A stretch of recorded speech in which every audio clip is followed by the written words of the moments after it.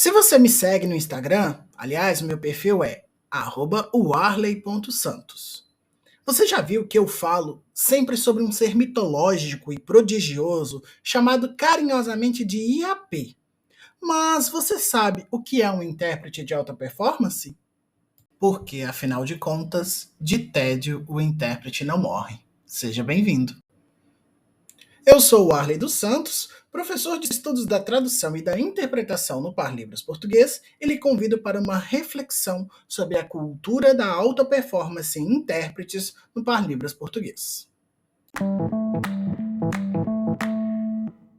O conceito de intérprete de alta performance, carinhosamente chamado por mim de IAP, não encontra respaldo teórico, metodológico e prático em lugar ou teoria nenhuma. Muito pelo contrário, ele é extremamente rechaçado a partir de várias teorias, das quais eu posso destacar apenas uma, a teoria do modelo dos esforços na interpretação de Daniel Gille, assunto para um outro episódio do nosso podcast. Mas esse mitológico ser encontra respaldo em muitas publicações que são realizadas nas redes sociais atualmente. Vejamos como isso se sucede. Oliveira, 2018, no seu vídeo intitulado Dica de alta performance para quem é intérprete sozinho em sala de aula, nos diz, abre aspas, eu trabalhava como intérprete manhã, tarde e noite, 3 turnos, e eu não tinha a opção de fazer menos em um e mais em outro. Tem que fazer tudo no mesmo nível, porque é um aluno que está ali. A responsabilidade do aprendizado dele está nas minhas mãos, literalmente. Você acha que eu vou fazer menos? Que eu vou me poupar nesse caso? Esse aluno é mais importante. Esse é menos? Não. Eu sou um intérprete de alta performance. Alta performance tem que aguentar. Se prepara. Teu corpo é teu instrumento. Faz um exercício físico. Fortalece teus braços. Faz um aeróbico. Corre. Corre para aumentar a tua respiração, a tua força física, a tua dinâmica. Está fazendo exercício ou não?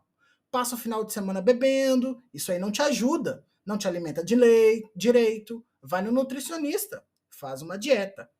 Ah, se o joelho dói, faz sentado, faz uma natação, se cuida, cara, tu é novo, aguenta interpretar 15 minutos, tem que aguentar interpretar no mínimo 1 hora seguindo o mesmo nível, mas você só vai conseguir isso com preparo físico. Fecha aspas. Tais palavras soaram como uma bomba na comunidade de intérpretes à época, em 2018, haja vista que, leva em consideração, esta fala problemática leva em consideração uma série de aspectos pelos quais nós estamos lutando há muito tempo. A necessidade de cuidados com a saúde é evidente, óbvio, mas não é apenas isso que vai fazer com que a gente consiga interpretar 8 horas seguidas dentro de uma sala de aula. A questão é um pouco mais embaixo, ela é um pouco mais problemática do que apenas fazer um cuidado físico, nutricional e de saúde mental. Mas vamos discorrer um pouco mais sobre isso daqui a pouco. Então, o que é essa tal alta performance tão citada na fala de Oliveira 2018? A alta performance em um profissional pode ser compreendida com aquela capacidade de atingir e manter um desempenho excepcional em suas responsabilidades, bem como em suas atividades profissionais. Este conceito envolve uma combinação de conhecimentos, habilidades e atitudes relacionados à formação destes profissionais. Conceitos esses que englobam aquele outro tão conhecido conceito da qual eu discuto muito no meu mestrado e no meu doutorado, que é o da competência. Tosetti, 2021, no seu texto Alta Performance, o que é e por que isso é tão importante, nos traz as seguintes considerações. Abre aspas. A alta performance pode ser entendida como a habilidade de demonstrar atitudes, comprometimento e alcance de objetivos, além do que está proposto e definido. Está relacionada com a produtividade, elemento indispensável para alavancar não só a carreira, como obter um lugar de destaque no mercado de trabalho. Além disso, é fonte de orgulho e de satisfação pessoal. Então observe que a alta performance dita pelo autor em questão, Tosetti 2021, leva em consideração um desempenho, ou seja, uma entrega, um delivery da sua atuação profissional em um nível tão excepcional e de tanto destaque que recebe o adjetivo de uma atuação em alta performance. O autor continua, dois pontos não, né? Abre aspas. Embora pareça um conceito novo, a alta performance surgiu pela primeira vez em 1951, quando o pesquisador Eric Trist e outros estudiosos observaram em uma mina de carvão que em particular apresentava altos níveis de produtividade, diferente de outras minas semelhantes. Uma das percepções dos pesquisadores foi de que a autonomia e a diversidade dos trabalhadores dessa mina contribuíam para que a equipe que trabalhava naquela mina se destacasse. Então perceba, o conceito de alta performance em si não é um conceito ruim, muito pelo contrário, ele demonstra um profissional que aplica seus conhecimentos, suas habilidades e suas atitudes de modo a se destacar perante aos outros profissionais. Então, o conceito em si não é um conceito ruim ou que traga prejuízo para nós, tradutores e intérpretes de Libras. Todavia, por conta dessa aplicação irresponsável, e eu friso, uma aplicação irresponsável de alguns professores que utilizam uma estratégia de marketing extremamente agressiva, o conceito de interpretação em alta performance se tornou um rótulo negativo, sendo utilizado inclusive por mim mesmo em diversas ocasiões nos reels do Instagram como motivo de piada, atrelada àqueles tradutores e intérpretes no Parlibras português, que pode ser aplicado a qualquer par linguístico, que acreditam que são intérpretes muito melhores do que o que eles realmente são. Acho que se chama Síndrome da Superioridade Ilusória.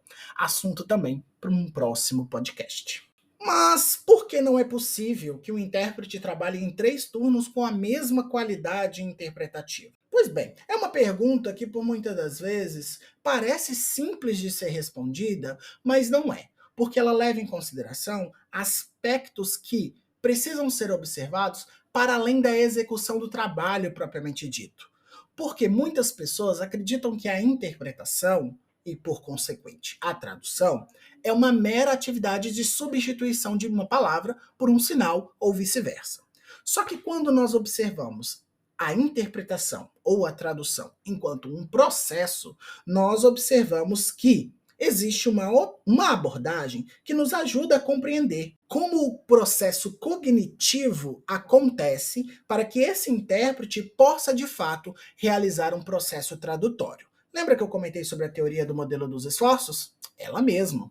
Ela foi proposta por Daniel Gille em 1995 e teve como ponto de partida a análise do processo de interpretação simultânea de línguas orais. E aí a gente precisa fazer um pequeno parágrafo aqui, uma pequena pausa, para a gente compreender que, por mais que Daniel Gille tenha proposto esta teoria a partir de uma aplicação de uma interpretação simultânea para as línguas orais, nós também podemos fazer a aplicação dessa teoria e dos conceitos destacados por Gille em processos interpretativos onde haja a presença de uma língua de sinais. Óbvio que os esforços de interpretação envolvidos num processo de interpretação que tenha uma língua que possua diferente modalidade de produção é afetado. Isso é inegável. Mas nós não vamos entrar em detalhe, haja vista que isso é uma reflexão e não uma aula de tradução. Se você quiser saber mais sobre isso, me procura nas redes sociais. Para ele, o processo de interpretação, quando simultâneo, é dividido em 3 partes distintas, que se somam para concretizar a entrega da interpretação. São eles: os esforços de audição e análise, esforço de produção e o esforço da memória de curto prazo. Ao mesmo tempo, esses 3 esforços são moderados por um 4º esforço, o da coordenação, que assume o papel de elemento moderador do processo, para que você não possa se confundir no momento da realização da interpretação. Essa teoria, ela é baseada, como eu já ressaltei, em um processo de interpretação que é intramodal, ou seja, que possui duas línguas enquanto um par linguístico de mesma modalidade de produção e de recepção. Mas, com base nesses esforços, o autor, né, que como você pode observar, possui formação acadêmica, já vista que ele faz uma fórmula gigantesca para exemplificar as suas questões, define algumas variáveis dentro desse processo de interpretação. E são exatamente essas variáveis que precisam ser levadas em consideração para justificar a necessidade do revezamento entre os intérpretes e reforçar a não existência de um superintérprete ou um intérprete de alta performance. Para Daniel Gille, toda demanda de interpretação requer uma capacidade total de processamento, ou seja, um tempo em que a interpretação acontecerá. Geralmente, nós que somos intérpretes no Par Libras português, estamos muito alocados em espaços escolares de atuação. Então, se a gente pegar o contexto educacional e dividir esse contexto educacional em aulas, a gente vai ter ali a soma de uma determinada carga horária em que, de fato, nós estaremos à frente de uma turma realizando a interpretação. Então, essa variável é chamada de capacidade total de processamento, que é demandada para o intérprete. Então, se você é um intérprete que atua 4 horas no período escolar, mas em sala de aula você atua 3 horas e meia, então 3 horas e meia é a capacidade total de processamento que esse evento vai te demandar. E para você conseguir entregar essa capacidade total de processamento, você possui uma capacidade disponível de processamento, ou seja, é o tempo que você, enquanto um ser humano, consegue articular todos os esforços citados por Daniel Gille no emprego da interpretação, ou seja, é quanto tempo você consegue ficar interpretando. Óbvio que essa energia mental que nós utilizamos para realizar a interpretação, ela é limitada. Ou seja, nós não conseguimos ficar por infinitas horas realizando o processo de interpretação. Haja vista que ele, na visão de Daniel Gille, em 1995, engloba 4 esforços que dependem da nossa energia mental.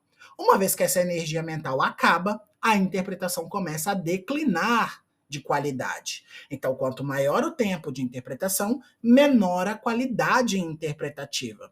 O que vai justamente ao encontro da fala infeliz realizada por Oliveira em 2018, que diz que eu tenho que aguentar. Não, por uma questão fisiológica, você não aguenta. E isso é absolutamente normal. Daniel Gille, com seus vários conhecimentos de matemática, termina o seu texto intitulado de The Four Models in Interpretation, traduzido pelo Evandro Freire em 2008, com a seguinte metáfora. A interpretação é semelhante a uma festa para a qual foram convidados A, P e M.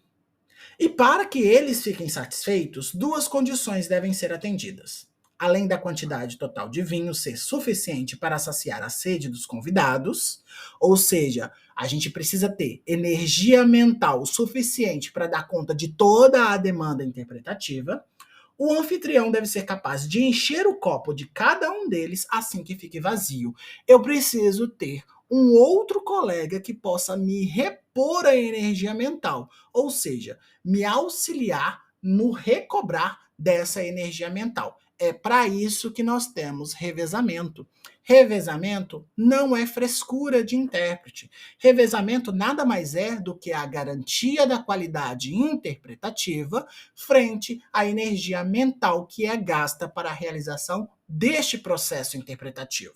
Mas de onde que vem essa ideia do intérprete de alta performance, esse super-homem que dá conta de interpretar 3 turnos com a mesma qualidade interpretativa a partir de uma simples ida ao nutricionista? Essa crença de que nós damos conta de realizar a interpretação por infinitas horas vem de um longo período a qual todos nós trabalhamos sozinhos. Quem de nós aqui teve a oportunidade de trabalhar em duplas? Eu consigo contar nos dedos quantas foram as oportunidades de trabalho que eu tive em que eu pude trabalhar em dupla. A grande maioria delas eu estava trabalhando sozinho. E por conta de diferentes fatores históricos, sociais e educacionais, Essa crença de que nós, enquanto trabalhadores solitários, damos conta de fazer tudo, vai enraizando na nossa cabeça. Então, esses fatores também levam em consideração o desconhecimento das questões relacionadas ao processo de interpretação, que é complexo. As pessoas ainda hoje acreditam que, com base em um bom dicionário, você faz uma interpretação em qualquer espaço, simplesmente substituindo uma palavra por um sinal ou um sinal por uma palavra e vice-versa. A falta do reconhecimento profissional também contribui para isso. Por quê? Não havia, em tempos remotos, e hoje isso está mudando, uma estruturação profissional mais consciente das pessoas. As pessoas, até hoje, não sabem o que é interpretar. Experimenta chegar para o seu colega e pergunta para ele, o que é interpretação? E observa o que ele vai te dar enquanto resposta. Se essa resposta está mais caminhando no sentido de produto, ou seja, eu substituo cada palavra por um sinal, pego sinais equivalentes e procuro construir o sentido daquele determinado texto, ou se essa resposta vai no sentido mais de identificação do processo, como que a interpretação acontece na nossa cabeça. Então, a falta do reconhecimento profissional contribui para essa falsa e equivocada ideia de que nós damos conta de interpretar em todo e qualquer lugar, a todo tempo. Então, à medida que a conscientização em torno da Libras e de sua tradução e interpretação aumentou, juntamente com os avanços relacionados à legislação, hoje nós já temos, a partir do artigo 8A da Lei 14.704 de 2023, a presença do revezamento institucionalizado. Agora, se ele vai ser colocado em prática, depende de cada um de nós, não é mesmo? Então, o reconhecimento da Libras a partir das legislações, bem como a regulamentação da profissão do tradutor-intérprete, vem contribuindo significativamente para a mudança desse cenário. Só que o grande problema é, o cenário não muda por resistência, muitas das vezes, do próprio intérprete. Neste sentido, Oliveira 2018 destaca um ponto relevante ao abordar que cuidar da saúde física e psicológica para aumentar essa capacidade disponível de processamento durante a interpretação, de fato é verdadeira. Entretanto, nós precisamos ressaltar que a limitação inerente ao tentar interpretar em 3 turnos diferentes com a mesma qualidade indica que os intérpretes precisam fazer uma avaliação quanto ao seu bem cuidado. Isso, de fato, é verdade. Um intérprete que cuida da sua saúde, que cuida das suas questões psicofisiológicas, ou seja, da sua mente e do seu corpo, que são os seus objetos de trabalho, tende a ter uma performance interpretativa com maior qualidade do que aqueles que não o têm. Essa observação do cuidado com o corpo e com o cuidado com a mente, ela está alinhada com a teoria dos modelos dos esforços que a gente citou anteriormente, de Daniel Gille, que vai destacar que as limitações da memória de trabalho e a carga cognitiva na interpretação, elas são mais suportáveis quando você de fato tem uma preparação melhor. Mesmo com uma boa saúde física e mental, o intérprete ele pode alcançar um ponto em que a qualidade da interpretação fica comprometida, porque ele é um ser humano. Nossa, que novidade! Pois é, o intérprete é um ser humano, e como todo ser humano, ele tem limitações. E mesmo você sendo um intérprete extremamente qualificado, extremamente competente, vai chegar um momento em que a sua qualidade interpretativa vai cair, porque você está cansado. Interpretar em 3 turnos com consistência e alta qualidade exige não apenas habilidades linguísticas, mas também uma gestão eficaz dos recursos linguísticos que você tem disponível. A sobrecarga do trabalho pode resultar em fadiga mental e afeta a precisão e a eficiência da interpretação. Quantos são os nossos colegas intérpretes que estão doentes, que abandonaram a profissão por não conseguir lidar com a pressão do tempo, ou com a ausência de possibilidade de revezamento, ou ainda com as péssimas condições de trabalho a qual nós somos submetidos cotidianamente. Portanto, a compreensão das limitações inerentes à capacidade de processamento é crucial para todos nós. Estratégias como o revezamento de intérpretes em longos turnos e a gestão adequada do tempo bem como a consciência sobre os próprios limites, são extremamente úteis. Não adianta você fazer uma excelente academia, você ser um intérprete bombado que fica com aquela camisa preta colada ao corpo, exibindo seus músculos, fazer terapia, ter acompanhamento psicofisiológico, psicológico, psiquiátrico e todos os psicoenvolvidos. Nada disso vai te tornar um super intérprete. Muito pelo contrário, vai alongar o tempo em que você tem disponível a sua capacidade total de processamento, a sua capacidade disponível de processamento vai aumentar, mas ela nunca, friso, nunca tenderá ao infinito. Ela será sempre finita. E quais são as contribuições legais para essa questão do intérprete de alta performance?